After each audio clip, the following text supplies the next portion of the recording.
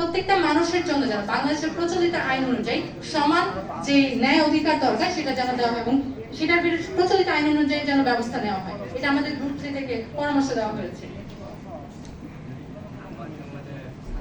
অনুচ্ছেদ 26-এ বলা হয়েছে যে বিচারাধীন কমিশনগুলি যখন কোনো বিষয় আসলে বিচারাধীন বা তদন্ত করা হবে সেগুলো প্রতিবেদন অনুযায়ী আদালতের নিকট সেটা দাখিল করবে, কিন্তু আদালতের নিকট দাখিল করার পর এবং সেটা যে চূড়ান্ত একটা প্রতিবেদন হবে সেটা যেন জনসম্মুখে প্রকাশ করা হয়, এটা আমাদের একটা সাজেশন আর কি।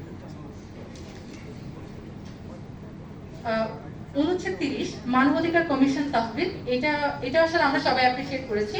এখানে আমাদের আসলে বাড়তি কোনো কিছু এবং নতুন ভাবে এখানে যে প্রতিটা বিষয় আসলে অ্যাড করা হয়েছে সরকার কর্তৃক প্রদত্ত অর্থ প্রত্যেকটা বিষয় আসলে ভালো।